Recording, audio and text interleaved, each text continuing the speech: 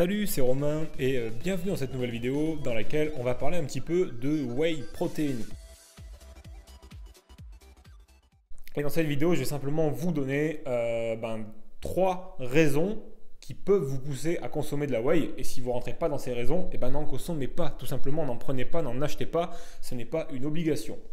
Avant toute chose, j'en profite juste pour vous dire que vous pouvez télécharger ma recette de barre protéinée maison qu'on fait avec de la poudre de whey, comme vous pouvez voir sur mon écran.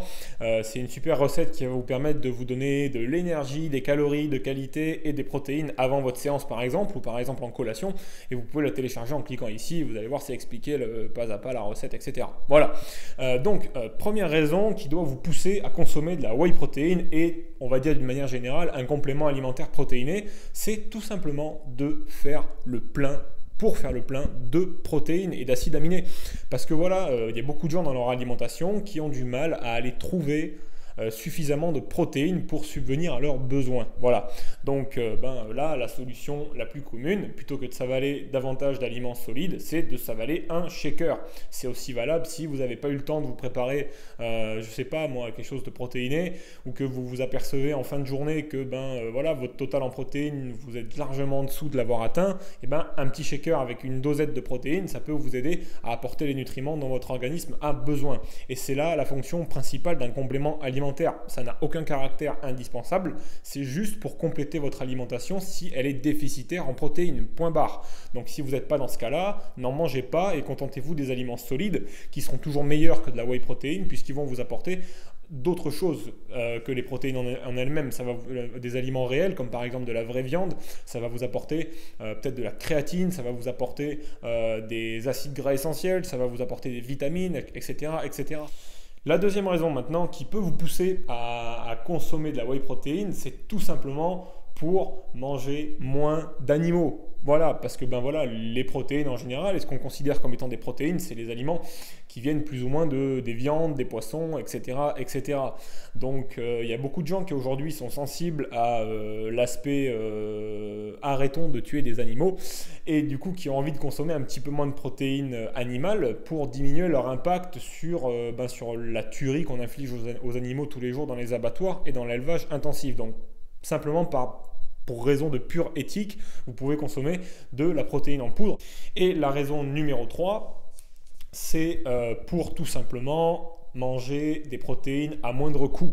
Alors ça ne va pas diminuer votre budget de 70 ou 80 euros par mois, mais il faut savoir une chose, c'est que 1 gramme de protéines de whey va coûter moins cher que 1 gramme de protéines animales par exemple. Si vous voulez trouver vos protéines dans un steak ou dans un blanc de poulet, ça va vous coûter plus cher qu'1 gramme de protéines de whey.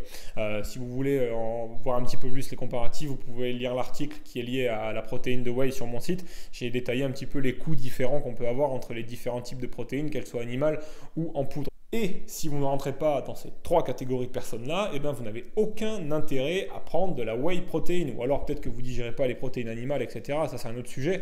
Il y a toutes les raisons possibles et imaginables. Mais si vous n'êtes pas dans les 3 catégories qu'on vient de voir, c'est-à-dire si vous avez un besoin en protéines qui est respecté sur la journée par vos aliments solides, que vous n'avez pas de problème avec l'éthique et les animaux, et que vous n'avez pas non plus de problème de budget et que vous pouvez vous permettre de manger des aliments solides de bonne qualité et prenez toujours des aliments solides de bonne qualité, vous n'avez pas besoin de prendre de compléments alimentaires protéinés et du coup, vous n'avez pas besoin de prendre de la whey, tout simplement. Donc, mettez-la au placard et n'en prenez pas.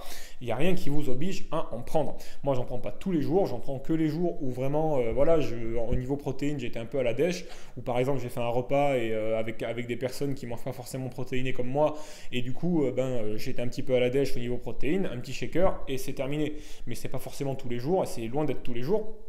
D'ailleurs, moi, ce que je vous recommande, c'est de bien faire attention de compter toutes les protéines que vous mangez dans votre alimentation, parce que quand on vous donne un total calorique, un total en protéines à respecter sur la journée, qui conviendrait à votre activité physique, qui conviendrait à votre poids, à votre taille, etc., ce n'est pas forcément que des protéines qui doivent être issues d'aliments animaux ou de whey protéines ou de compléments en poudre. Il faut vraiment compter toutes les protéines. Et dans les légumes, il y a certains légumes ou les légumineuses vont vous apporter des protéines. Il y a les noix, les amandes, les fruits à coque, les oléagineux vont vous apporter des protéines. Et ça, on a tendance à les oublier. Et du coup, on a l'impression de ne pas manger suffisamment de protéines, alors qu'en fait, on en mange largement la quantité qu'on a besoin. C'est pour ça que même si vous voulez construire de la masse musculaire, vous n'êtes pas obligé de vous gaver de viande ou de vous gaver de protéines protéines à longueur de temps parce que son total en protéines, on l'atteint relativement facilement en mangeant 100 grammes de poulet par-ci, 100 grammes de steak par-là, un petit shaker de whey par-ici, et puis quand on compte toutes les protéines qui viennent après les autres aliments, on se rend compte que le total en protéines est respecté.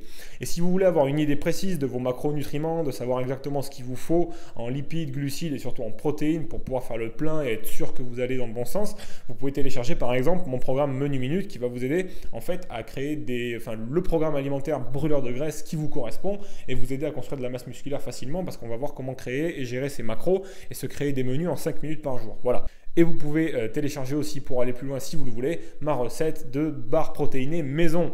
Je vous remercie d'avoir regardé cette vidéo et puis bon shaker de whey si vous en avez besoin et bons aliments si vous n'avez pas besoin du shaker de whey. On se dit à bientôt dans une prochaine vidéo. Salut!